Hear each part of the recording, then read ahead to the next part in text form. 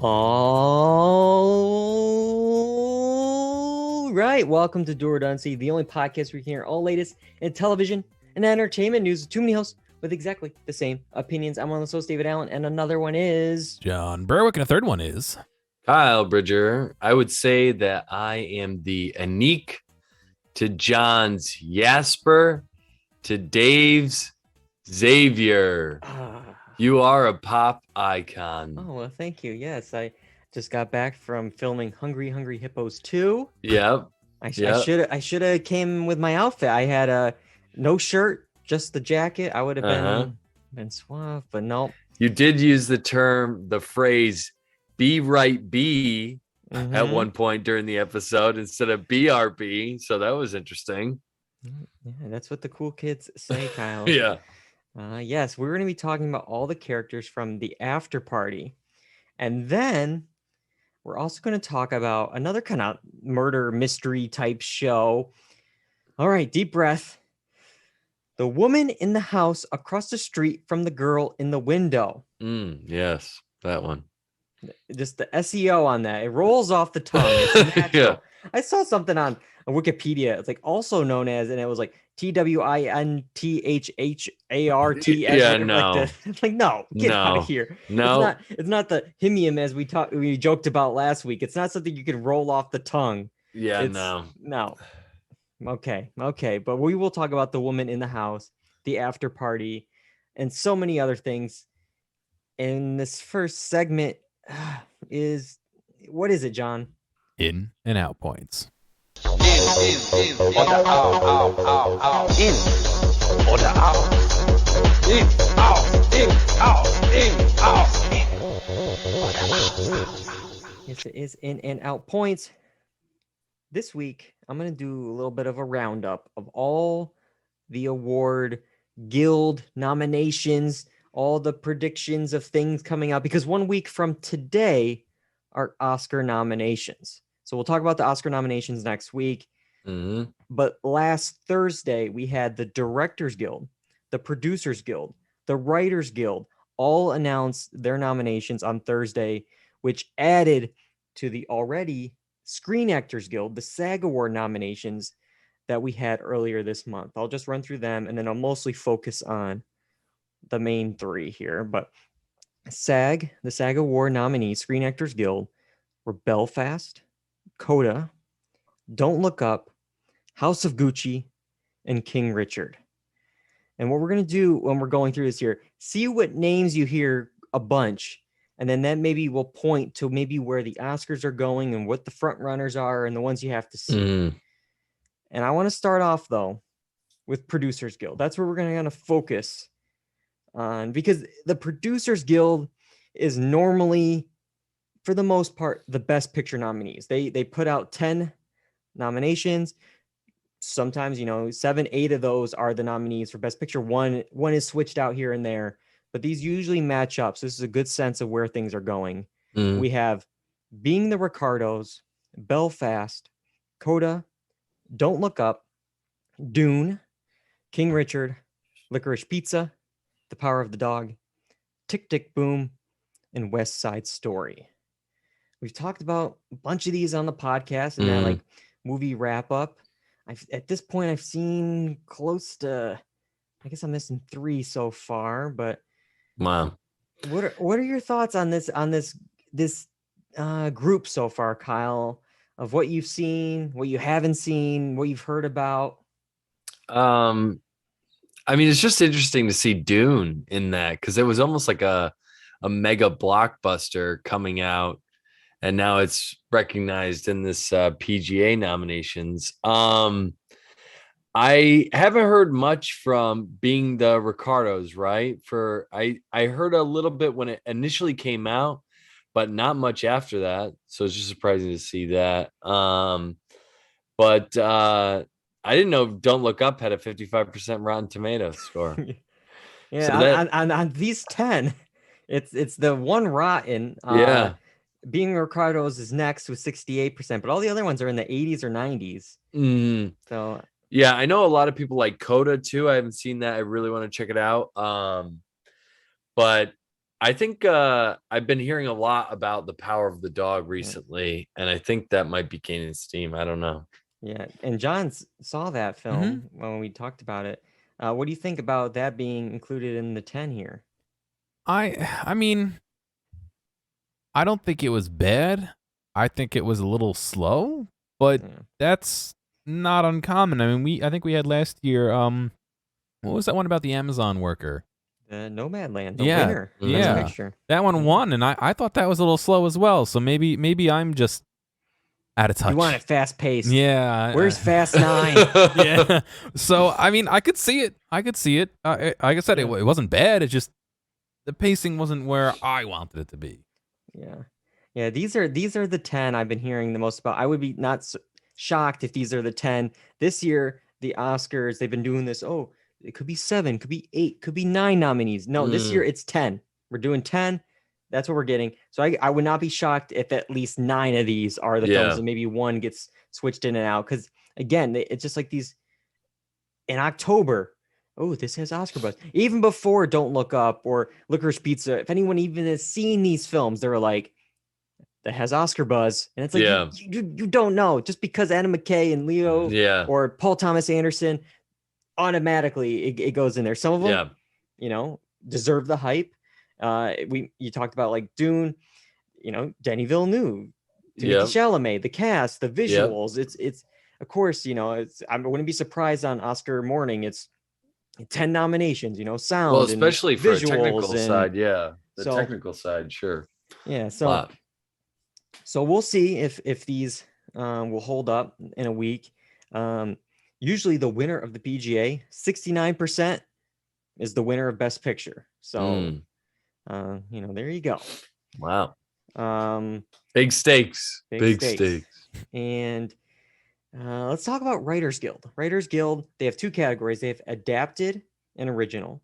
Not everything is eligible, and I'll talk about that in a second. But Writers Guild, the adapted ones, we have Coda, Dune, Nightmare Alley, Tick Tick Boom, and West Side Story. And then for original, we have Being the Ricardos, Don't Look Up, The French Dispatch, King Richard, and Licorice Pizza. A lot of names, the very, very similar names here. Yeah. And you could have guessed a lot of these. Of course, Aaron Sorkin's going to get a writer's nomination. Adam McKay is another, big name in this category. A couple of the ones that you may be missing there that we just kind of talked about, there's a couple films that weren't eligible because they're not in the Writers Guild. The Power of the Dog, Belfast, that were on the PGA list, and then the Lost Daughter, Drive My Car. They were not eligible, and they've been getting some traction. Is Belfast a foreign film? I don't believe so. I believe it's Kenneth Branagh, black and white. Okay. I think it's set in Ireland, but I think I mean, there might be some foreign language elements in it, but we got Nightmare Alley, French Dispatch. They kind of came in here. They missed the Producers Guild, but they're in this one. Yeah, but there's a lot of the same players here, so it looks like at least 8 strong. Yeah, and that's the thing. It's like, okay, if they're picking up all these things, those are going to now be locks for Best Picture, and we'll get to there a little bit later. We have one more to just run through, the Directors Guild. We're going to have 5 nominees, and we have the directors from Licorice Pizza, Belfast, The Power of the Dog, West Side Story, and Dune. You kind of figure just because of the films that are eligible and also some of the names, Paul Thomas Anderson, Denis Villeneuve, Steven Spielberg. It's like, of course they're going to be the heavy hitters are gonna get the nominations. But some of the ones that maybe missed the cut, that are some of those big names that we would hear in other years. Guillermo del Toro for Nightmare Alley, he's not there. Adam McKay, not here for Don't Look Up. Ridley Scott, he would have had House of Gucci or The Last Duel. Not here. But I will say there's 2 directors that you would maybe add an asterisk to their film that are not in this category because they're actually in a different category. The Directors Guild does like a first time directorial feature. And in that category, Maggie Gyllenhaal for The Lost Daughter and Lin-Manuel Miranda for Tick, Tick, Boom are nominated. So it's kind of like, oh, so, Okay. they didn't get a hit here. They kind of, they're still in contention Yeah. with a DGA nom. So it's Mhm. like the 7th nominee. Oh man. But Could you imagine if Lin-Manuel Miranda were to be nominated or won? He's going to be even more obnoxious than he already is. you said it, not me. But what I've been hearing for the most part for the last few months, and what I think these awards have kind of proven here, I've been hearing a lot about Belfast. I've been hearing a lot about The Power of the Dog. So I'm kind of hearing it as like a 2-horse race at this moment, at least, between those two films. And while Belfast, Dune, and The Power of the Dog are the only films with all of the main guild nominations, if they were eligible, because we talked about WGA, not eligible for all of them. It's Belfast that actually has the SAG as well and the actors behind it. So Belfast, if you look at the list of all the things that it's picked up nominations for, Belfast has the most checked boxes, if you will. I mean, even from the box, I mean, I don't know much about it, but it looks just like an Oscar-y type film, Yeah, it's like it's the Roma, the black and white, the childhood story. Yeah. But yeah, it's definitely picking up some love between all the different guilds. We'll have to wait and see where things go. There's a lot of other films. It's interesting because I'm trying to think, I've been catching up, and there's some films that have picked up steam which I watched and I'm like, really? I don't think that's good at all. And then there's other films that, actually I really liked Coda, but The Last Duel I liked better than, Being the Ricardos. But here we are. This is where we're going. Yeah. But I'm actually in the middle of watching The Last Duel because I was like, hey, why not? I'll check it out. Yeah, great cast. Yeah. Interesting story script. But it's just crazy to me that I don't know. I don't think he shot them within the year. I mean, it was pre-shot, Last Duel or House of Gucci or whatever the order was. But to have those two films released within is just wild. It's just wild to me. It is pretty wild. But I will make one prediction tonight. This is the only prediction I'll make. It's actually in the TV categories because the DGA, WGA, they also released TV nominations, which we didn't really talk about tonight. But I will make one in the drama TV series category. And I will say Succession will win the Directors Guild Award for drama TV series. You know how I know that? Because they're the only for the first time ever, it swept 5 nominations in the category for Directors Guild. So somebody from Succession is going to win. I don't know which one, but I will say Succession will win. Wow. That's pretty wild. Yeah. I mean, it just goes to show you how good that show is. Yeah. Oh, man, it's so good. All right. Well, that is it for our awards. We'll talk about more about the Oscars next week. But we got a couple more in and out points to talk about tonight. And we're going to start off with one that involves a previous DGA Oscar name, David Fincher. He was in the race last year with Mank, led with 10 nominations. But we're actually going to talk about a different David Fincher film, the 1999 film Fight Club. And for some reason, how 20 years later, we're finding out about a new ending in a new online release in China. I'll start off saying the original ending. So I guess spoiler alert for Fight Club. But at the end, Edward Norton's character kind of kills his split personality, Tyler Durden. They both, or then Norton and then Helena Bonham Carter's characters are watching all the buildings explode outside. That's our big cinematic blockbuster type ending with all the explosions. But that's not how it is in this new release. Because in this new ending on the streaming site Tencent Video, there's no explosion. Instead, viewers are told in a title card, nonetheless, that the state successfully busted Tyler's plan to destroy the world. It says, quote, Through the clue provided by Tyler, the police rapidly figured out the whole plan and arrested all criminals, successfully preventing the bomb from exploding. After the trial, Tyler was sent to a lunatic asylum, receiving psychological treatment. He was discharged from the hospital in 2012. Just a All nice little bow criminals. on the thing, right? We just wrapped it up. All criminals, not just ones, not just him. All criminals. Yeah, great job, police. You arrest the whole plan. All the criminals arrested. Successful. Boom, boom, boom. All done. And they brought him to a hospital. He was discharged. He's A-OK, out in the world. 2012. Dude, just wild. I wonder how much the original is selling for, like on the streets. Like I get the Fight Club, the director's cut, the real cut. Come get it. Come see it. You would think.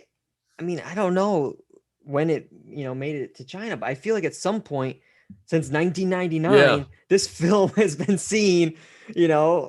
Like nobody's like, wait a minute, I don't remember. This is how it ended. I feel like there was something else to this story. Yeah.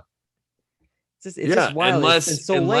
Unless we're just hearing about the censored version now, but I feel like it would have, become apparent by now. I don't know. Yeah.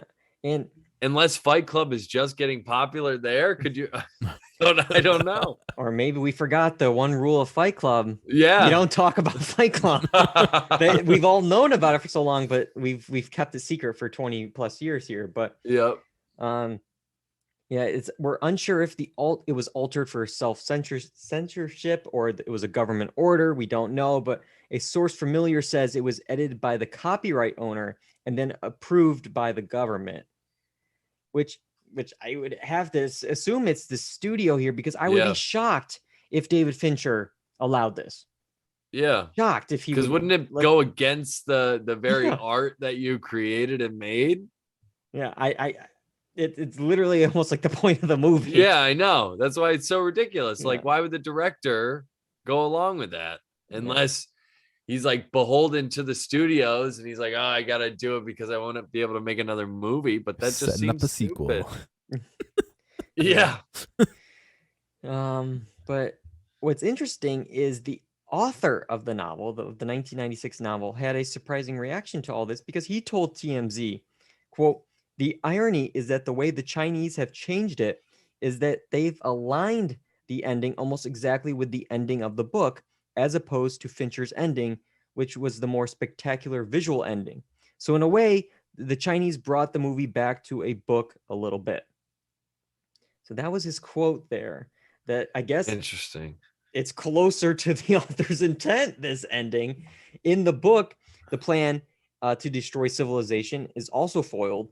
The bombs malfunction, and then Norton's character wakes up in a mental hospital. So it's not exactly the book, but it's like, well, I mean, there's no explosions. He's in a mental hospital. It's like, all right, it's close enough to the novel. Yeah. But it's just weird, man. Yeah. It's just censoring stuff. It's just not, I don't know. Just a weird, bad look. It's just not a good look. Not a good look. And there's another company that's not having a good look. It's not looking too good for them right now. Peloton. About a month ago, a fictional character on the Sex and the City reboot suffered a heart attack riding a Peloton bicycle, and the PR team for the company, well, and also for the actor for completely unrelated reasons, went into crisis mode. And here we go again, because in the new season of Billions, which I guess spoiler, for the new season of Billions, Mike Wags Wagner is taken to the hospital after using the Peloton spin bike. I think he's okay. He doesn't die like the Sex and the City character did. Yeah. But two heart attacks within within a month here on the Peloton. John, are you looking to buy a exercise bike at this point? And not a Peloton. I already got a normal one. One that doesn't give me a heart attack. Okay. Yeah, how stupid do people have to be that they correlate the bike brand with heart attacks? Yeah. How dumb. How stupid. Peloton gave him the heart attack, not the 50 years of steak and potatoes. Yep. But Yeah. yeah, dude, I can't believe this isn't an SNL skit yet. Where everyone, it's like where they have the Californians, but they're just on Pelotons and they just keep dying. Just over and over. There was a good SNL joke this week on Weekend Update where it's just like between all these things happening in TV shows, Peloton is now worried of how season 2 of Squid Game is going to turn out. It's like all of them on Peloton bikes. But the thing is, Peloton tweeted out, we get TV shows want to include Peloton to get people talking. But to be clear, we did not agree for our brand or IP to be used on Billions or provide any equipment. Don't you have to like blur it out if they don't get permission? So, right? I thought so. At the very least, you have to like change the logo enough to be like, it's not Peloton, it's Veloton. Like you have to change the name of it just a little bit. But did they not even do that? I don't think so. I mean, I would have to look again. So how is that? So either Peloton was okay with it, or I don't know. Flip the P into a D, and you're good to go. Both the logo and the name. You're perfect. Peloton. Yeah. Copyright. Don't take it from me. I don't know if it was just some low level person at Peloton gets a phone call. Hey, we want to use Peloton in a Showtime series. Okay, sure. And then like I don't. You would have to. No way. Because didn't we talk about like in movies or whatever? Apple was like, you cannot have the iPhone be for a villain. It has to be a good character, or in like Disney movies, only villains can smoke cigarettes, or it's like there's certain rules, and it's like I feel like with this, this is their main product, and for people to just like drop off like every ride, it's not good. Yeah, no, it's not good for the brand, but I just can't even believe that this is allowed. I mean, I thought that you had to agree to this kind of thing. Otherwise, it has to be considered parody, like an SNL skit or something. Yeah, but I could see SNL doing it. But yeah, for two scripted series to do it and to do something this big with two pretty big characters on those shows. But again, I go back to how dumb do people have to be like, oh, Peloton, that gave me a heart attack. What? So stupid. Yeah, because I think that they also mentioned in like the tweet, it's like, as the show itself points out, cardiovascular exercise helps people lead long, happy lives. And it's just like reminder, exercise good, but what's interesting, I think, is the episode of Billions was produced before the premiere of And Just Like That, but then they added a line into Billions where he says, quote, "I'm not going out like Mr. Big."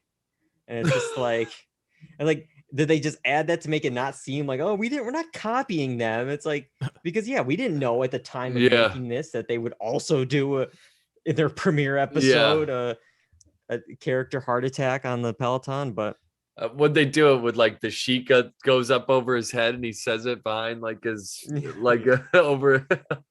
Yeah, I'm not sure. It's like Craig Ferguson. You put the hand in front of the mouth, and exactly. But either way, company's having a rough time. Share prices have crashed. The production of bikes. I mean, even just because like there was that post-pandemic boom.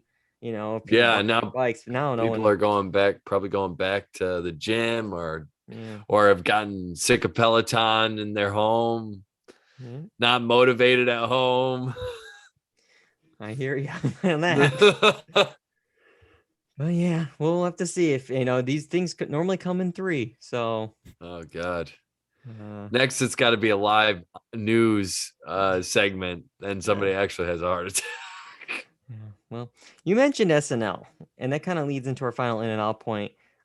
We discussed last week they were building a movie studio in space, but this week we're actually going to be building an event venue right here on the water in New York City. Well, on the Staten Island Ferry, that is, because early last week, some mysterious bidders purchased a broken down ferry that was part of the Staten Island Ferry fleet And it turns out it was Saturday Night Live's Pete Davidson, Colin Jost, and a comedy club owner, Paul Italia. Those three went in on a Staten Island ferry. All right. Could we do it, guys? The three of us? Yeah. You got want to buy funding? a ferry? Yeah. But we're dual redundancy though, so we're gonna have to buy a paddle boat to start off with. That's gonna be our party barge. So this is basically just gonna be a party barge where people are like jamming out, or are they holding the Saturday Night Live parties there? What's happening? Yeah, you would think at least some would be there. When I initially thought, when I saw this headline, I'm like, they bought the Staten Island Ferry. I was like, first of all, I was shocked that they were even allowed to do that. And then B, I'm like, this was cheap. It was only $280,000. Yeah. I'm like, that's it for the Staten Island Ferry. I feel like, again, get like 10 of us or the friends, we could probably buy the Staten Island Ferry if we really wanted to. And then what? You just buy it and then you like close it as a prank. Haha, Staten Island, you're stuck there. But no, there's multiple ones, and that this one was a 56-year-old decommissioned ferry that is in quote poor condition. It has some mechanical issues, so it seems like it's just probably going to be parked somewhere along the river, and then it'll become an event space, and then live entertainment, probably stand up and maybe some concerts and stuff like that. I mean, for $280,000, I don't know what the docking fees are like for that, or like the pier fees or whatever, but they could probably make their money back pretty quickly. Yeah, I would think so. I can't imagine it being that expensive, especially if they actually bought a place in Manhattan or Midtown and had to do that. But it's like, it's right on the water. It's really just it's like the casino in Ozark. It's just it's just there. You can just park it there. So you're saying they're trafficking drugs, is what you're saying? And I didn't say it, but maybe they're laundering money through their Staten Island ferry. It reminds me of they once made a floating McDonald's on a barge for a World's Fair up in Canada, and that did not turn out great for it. It was used for the World's Fair and then never used again, and has fallen into very poor condition. But I just think it's funny that, like, is it going to be the next that? Like, are they going to have like one event there and then never use it again? Like, who buys a boat for long term for what? Like, I don't know. Especially a boat that can't probably go anywhere. Right? It's not like you're going to take it across to Florida or something to like have a show down there. You'd have to tow it. Like, like. Mm-hmm. Yeah, so we'll have to wait and see. Maybe we could do a live podcast from this event space on the Staten Island Ferry boat. I just also, I was always under the assumption that Staten Island did not like Pete Davidson. I know he's the king of Staten Island, but I always thought like they had enough of his wisecracks, and because on SNL he just like craps on him the entire time. So I just always thought like, do they even want to be associated with him? But I guess since he's from there, it's kind of like you can make fun of my, like I can make fun of my brother, but you can't, kind of thing. Like he can make fun of it because he can make fun of it. But I feel like the people of Staten Island are like, stop making fun of us.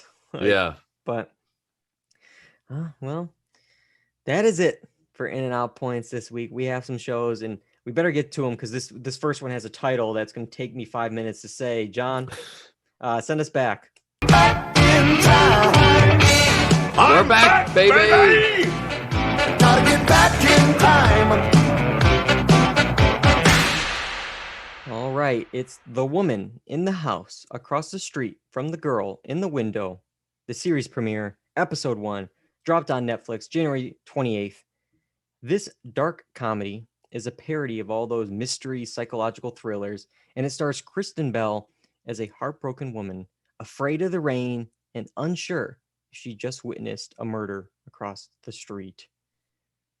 All right, we all saw the premiere of this. John, why don't you start us off? What did you think of The Woman in the House Across the Street from the Girl in the Window? Oh, man. I get what it's trying to do. It's trying to be a parody of, those old murdery mystery kind of things where it's all campy and stuff. But they're leaning too far into it where it's not getting the point across that it's supposed to be funny.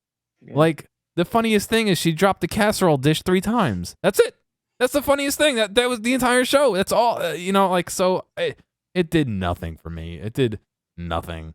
I don't know. I don't know if there's much more redeeming qualities beyond that, to be honest.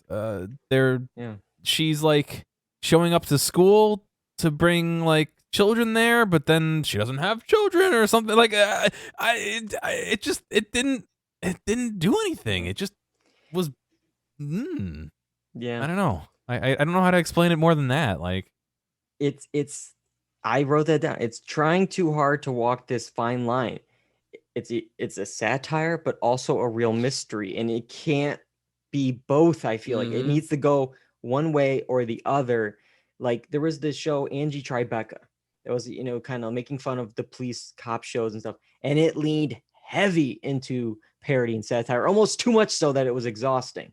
But it picked a lane. This I feel like is still trying to figure out what lane it's going to be in, because I thought the pilot, this first episode, didn't have enough satire. It didn't have enough real mystery. And for me, the biggest joke is the pouring the full glass of wine, because those characters, they like wine. And that was it. Like that was me. That was my biggest joke takeaway from this. But Kyle, what did you take away from this show? I agree with both of what you said. It's a parody, but not enough parody. And it is trying to walk that line, but there's just not enough jokes. It's too real. It's too set in the dramatic to feel like a parody. And you can see, like John said, see what it's trying to do, but it doesn't go far enough. It just feels like a regular drama. And I mean, we got a little bit of what's going on with the main character, but yeah, it does have to pick a lane, and I don't think it knows what it wants to be. It's just too all over the place for me, and it's a shame. I like Kristen Bell, but I did not like this too much. It just didn't do anything for me, because even the mystery element I feel like was lacking, because the whole time I was waiting for anything exciting outside of the like hallucination she has. Yeah. Like, what really happened in this pilot, this premiere episode? Movers moved in next door. She likes the single father. Yep. That's it. Nothing. Like nothing happened. Yeah, the 3 casserole dishes. But like the big moment at the end. What is this cliffhanger? Someone's in the house. It's like we did the plot synopsis that I gave you at the end of that's more than we saw in the 30-minute episode. Yeah. She didn't even witness this murder yet. Yeah, I know, which is wild. You gotta end with that. Like that's the hook of the series. That's the hook of all these movies, is that they see a murder. Is it a murder? You gotta show us that in the first episode. Yeah, especially if it's in the synopsis. I mean, what are you waiting for at that point? We already know something's gonna happen. You got to show us at some point. And maybe all of this will build, but like it shouldn't need to spend whatever 6, 8, 9 episodes, whatever this is, to fully work. Because these movies can do it in 90 minutes or in 2 hours. This series doesn't need to take 3, 4, 5 hours to tell this story. And we got this guy spending days to fix a mailbox, and as you mentioned, the casserole dishes. Maybe it all will mean something, but of course, in this first episode, just based on that one episode, I don't think there was enough there for to keep going. Yeah. Yeah, me either. I just I wasn't vibing with the show, man. Just not. It's gotta pick a lane. It's gotta pick a lane and go there. There was one thing that like stood out to me. I wonder if you guys had the same thing. It was with actually some of the acting of Kristen Bell. There's a point where like the single dad that moves across the street tells her at like one point, like, oh, you should paint again. And she has this look on her face of like horror, shock. She pauses, and it's just like, and then he leaves, and it's just like if I know it's making fun of like these type of over dramatic stuff here. I just thought it was like really almost like bad acting. And then I just am looking up stuff for the podcast. I'm looking up articles, and I see that there's an article that literally says Kristen Bell bad acting, and it goes into this quote that she says, where she said, quote, "We tried to create a very real world that you would see in one of these psychological thrillers and create real suspense, because if we were just making a joke and nobody cared about who the killer was or who had done it or how it ended, then no one would watch it. I just looked to the director to figure out if what I was doing would be funny, and across the board, the note I kept getting was just be sincere. And then I kind of realized that I was doing some really good bad acting, and it worked. It is a fine line, and it's something we all, I think, struggled with initially." So it's like, so this quote, I'm all over the place. Yeah, I know. She says, okay, I want to do something funny, but we're playing this sincere. And the note I kept getting was just be sincere. And then I realized my sincerity was really good bad acting. What? So are you a bad actor being sincere? Like, what are you saying? Yeah, I don't know. That quote confused me. It spun me all over the place. I couldn't follow what she was saying at all. Yeah. Yeah. And then there's another actor that like is quoted in it. "As we kept shooting, we all got better at being bad actors." But like she mentioned something about like, oh, if it was like all a joke, nobody would care about who the killer was. And it's like, but I mean, already the two examples just popped into my head on the podcast here. American Vandal. Yeah, that's the initial one that I was thinking of. And then if you go back to it, say what you will about them, but Scary Movie. They were parodies of all these movies.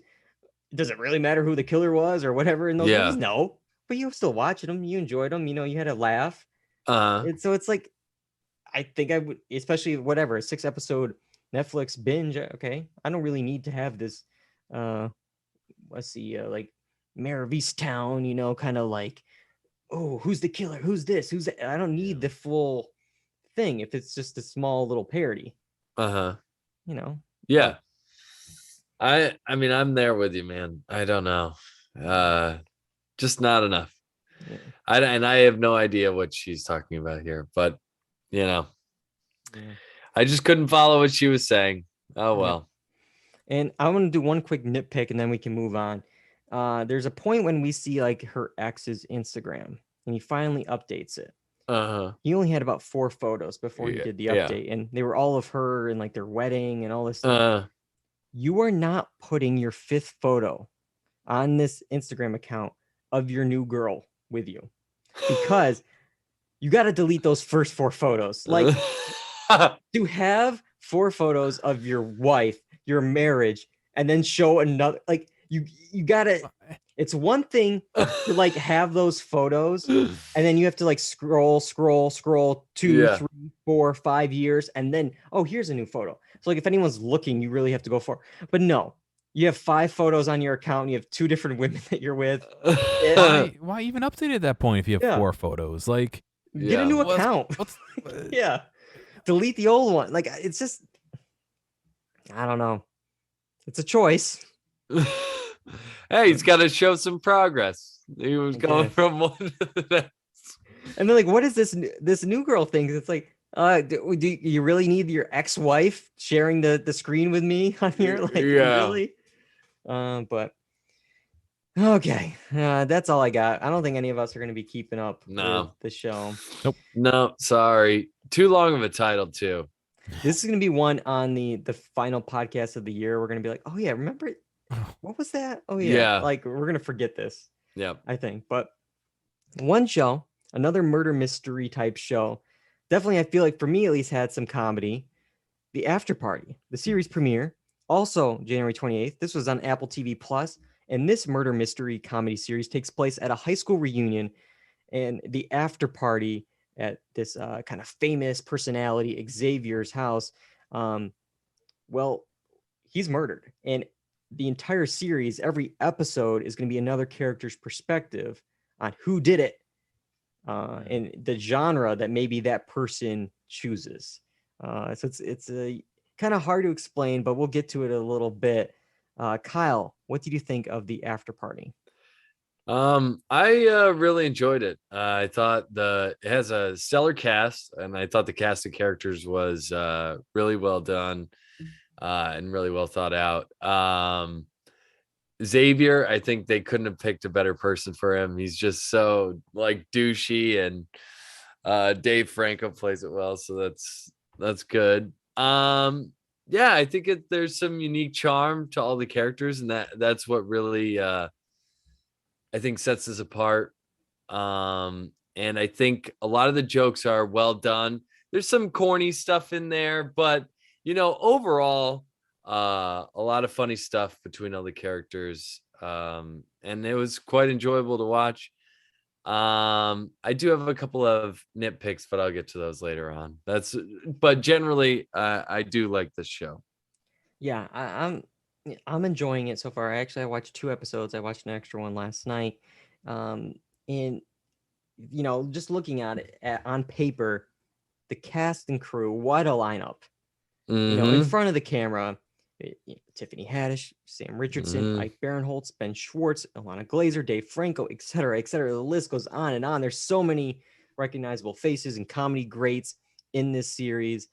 And then behind the camera too, you have executive producers Phil Lord, Chris Miller, who I've loved almost everything that they've kind of worked on, whether it's the animated films like Lego Movie or the Spider-Man Across the Spider-Verse films and 21 Jump Street and just all the different Last Man on Earth. They have such a great kind of comedy style about them. And one thing I really like about them is the level of detail that they put in on some of their jokes and some of their visuals. They have this great obituary that they did on Xavier, just going in on like he was in a Hungry Hungry Hippos movie. Yeah, that line. I wrote that line down. Yeah. He was in the Daryl and what am I saying? Hall & Oates. Hall & Oates. I don't know where I got Daryl from. Autocorrect here. Hall & Oates biopic with Channing Tatum. Yeah. And we get this scene from the film, and it's just like the details are perfect. They care about everything. Nothing is like just thrown away. It's all set up and it's all punchlines. But the Hall & Oates thing, what was funny is when he was like, you sing at this level and I'll sing it even higher. But John, are you feeling it with us? Are you out on your own? I enjoyed it more than the other show. I'll say that. Well, that's not a high bar, but okay. Yeah, I didn't dislike it, but it didn't grab my attention at the beginning. I don't think I'm quite into the frame that they're painting of someone who's either not a cop investigating or not bad cop as in evil, but bad cop as in bad at their job, or it's literally Tiffany Haddish as a cop. Yeah, you can imagine Tiffany Haddish being a cop. Nothing against her, but I don't think that role fits for what I want out of the show. And I get it's supposed to be a comedy, but I feel like that should be the straight to the comedy. You know what I mean? That should be the point where the guy's like, why, what you did what? Instead of like, oh, I got popcorn. I don't know. I felt like that was one of the parts that I was lacking from me. Otherwise, yeah, it was all right. You're saying that each different person kind of has a different style of explaining it, and it's like cut differently and all that. Yeah. So, all right. Well, then maybe I'd be in for another one or two if that's the case. Then just to see how it differs. I'm not saying no to it, but it just didn't grab me right away. That with all the things going on today, there's 6 other things trying to grab my attention too.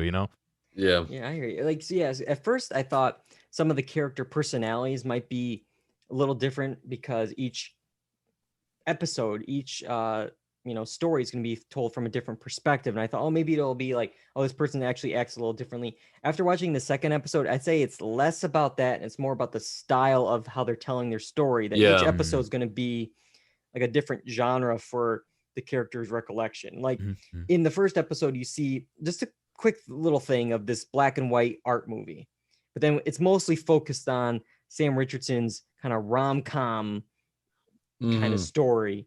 So it's a lot of romantic comedy parodies. There was the fun montage. There was the kind of the rom-com Tom karaoke mishap. The my neck, my back. So stupid. And like the excessive use of rain, and it's how it's always raining. And raining again. It's like, no, but I was emotionally. It's like, so they're really going into that. The second episode, it focuses on Ike Barinholtz's character, and it's more of a kind of, I guess, John Wick action movie, I'm a tough guy kind of thing. That's fun. So I think each one, it's going to be something different depending on that character's personality, of how they're telling their story, their side of events, to Tiffany Haddish's police captain character. But yeah, I'm interested to see, because this will be a good test, as Kristen Bell was saying, if it's just funny and just for laughs, will people care about the murder? So far, I'm interested. Who is it? But also, that's not the whole reason I'm watching this, because I like just this ensemble just joking around and the hijinks that they get into.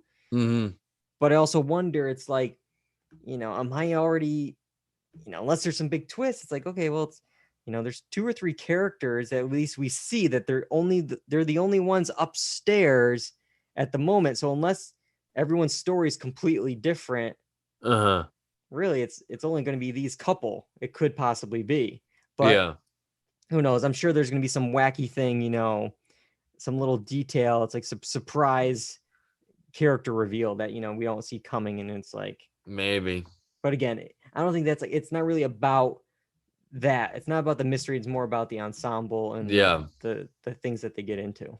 Yeah. Of course, totally. But yeah, I like the ensemble of characters. I think I'm going to stick around and I'm going to keep watching it. That's pretty good. Yeah, I think so too. And I think there's only going to be 6-8 episodes, so it's half hours. And Sam Richardson is so damn good, dude. He's so funny in everything he does. It's ridiculous. Yeah, and he's mostly paired up with Ben Schwartz, who sometimes gets into the cliche Ben Schwartz stuff, but I do like that John Ralphio type thing. Sometimes it works, sometimes it doesn't. But Ike Barinholtz I like from, what was it, Blockers? He was in a bunch of other things, and I mean, every single one in this photo I know have good things to say about. But did you have some nitpicks, Kyle, you said, before we wrap it up? It just a little bit. I mean, it's broken down like this because I'm imagining that their story, their video type, or like their storyteller type goes along with kind of how they look. But it because it was a high school reunion, it did feel like high schoolish, where it's like these cliques, and it's like, people don't really live like this, but I get what they're trying to go across, because they're trying to set a standard for each story that they tell. So it's an easy concept, but in reality, it's like, people don't act like this, you know what I mean? And I think if we had to say there was a straight man in this, it would be Anik, I think, at least from the first perspective that we're seeing. I mean, at least he's like the main character of his story. In that, everyone's gonna think that they're the hero of their own story, but because a lot of the other characters in this are pretty over the top and wild. But I'm definitely gonna check out more. That's the After Party. We have one more thing to talk about tonight, a new show we haven't seen more than just the trailer of, and that means it's a coming attraction. Here are some exciting coming attractions. All right, we're talking about Halo. It's going to drop on Paramount Plus on March 24th. And this is based on the video game franchise. And it follows an epic 26th century battle between humanity and the alien threat known as the Covenant. So we got Halo here. And outside of knowing it's a video game, I know nothing about this. So, John and Kyle, I'm hoping you guys have something here. Kyle, were you a Halo guy?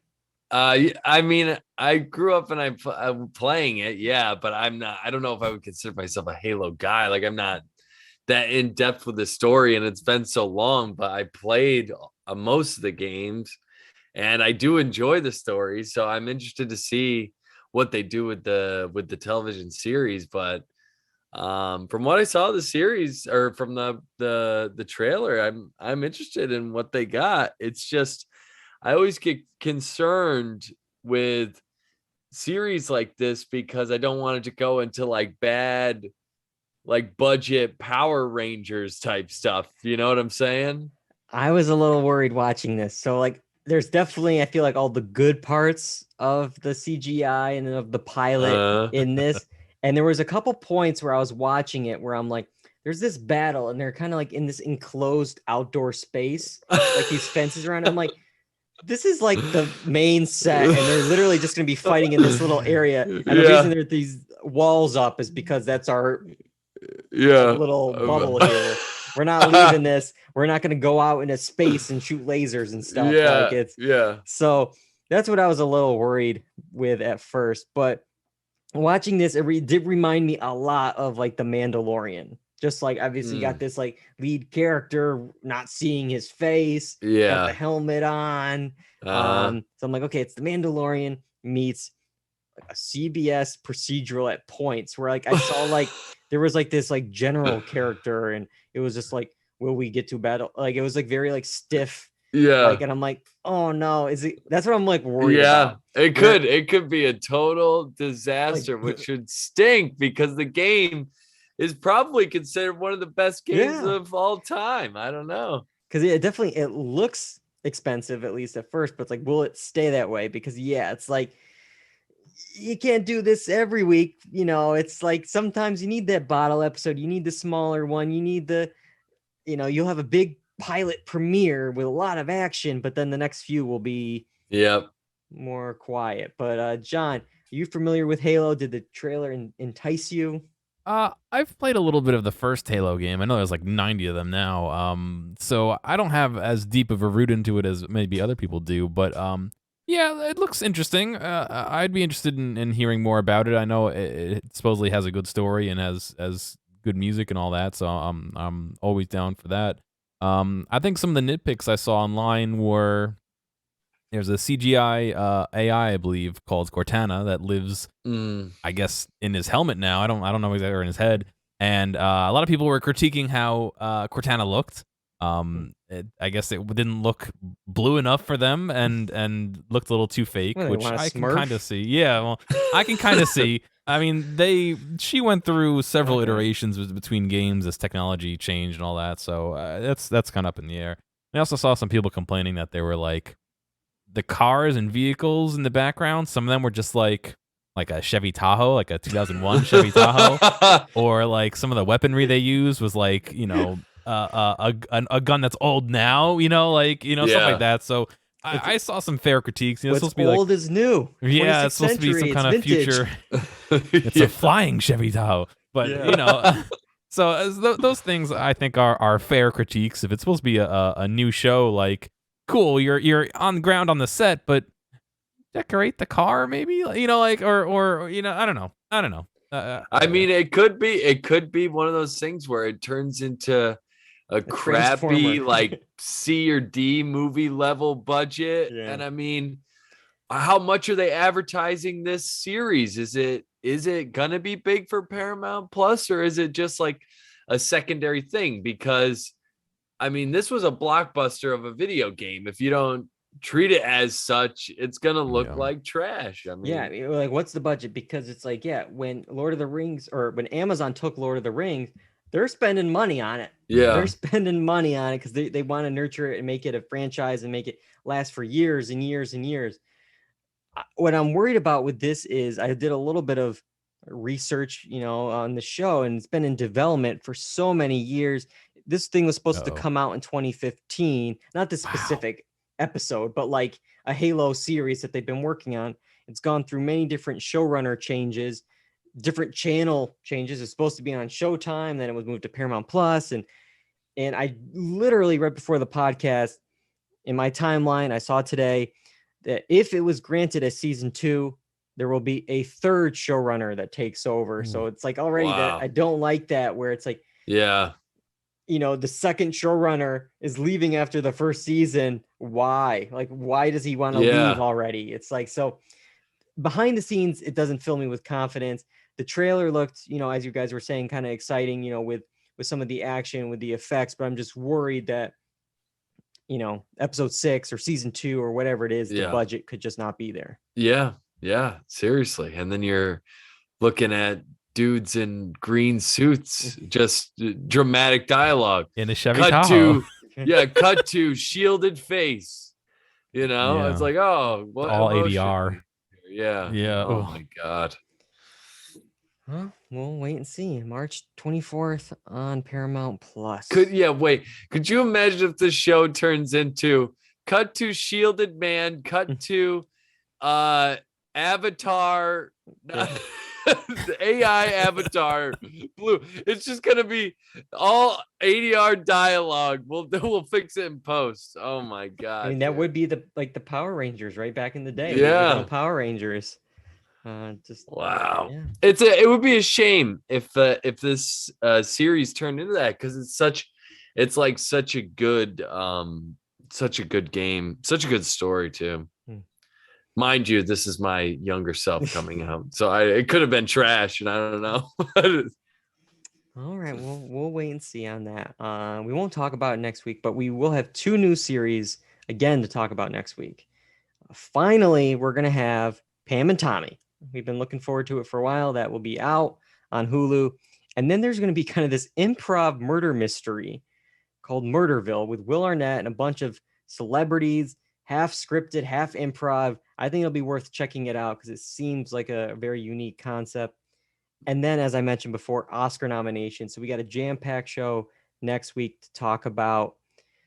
I mentioned movies when I was talking about the Oscars. Speaking of movies, last week we drafted 2022 movies with the good, the bad, and the watchable. Check it out in their feed. It was a very fun draft. Of course, it went into chaos with the first pick, as expected.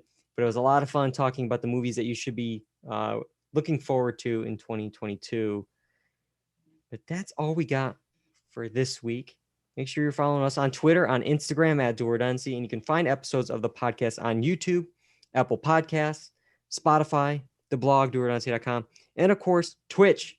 We're live Tuesday nights on Twitch, twitch.tv/Dual Redundancy, 8 p.m. Eastern. That's all I got. I got to make sure I thank both of you guys, Kyle and John, for doing the show. And of course, for John for directing the Twitch stream, getting the episode up into the podcast players. I couldn't do it without you guys. But that's all we got for this week. Until next time, I am the man across the street in the house, David Allen. I'm the man across the street from David Allen in my house, John Berwick. I'm the man below them in the video camera, Kyle Bridger. And that's all we got for Dual Redundancy. Goodbye, everybody.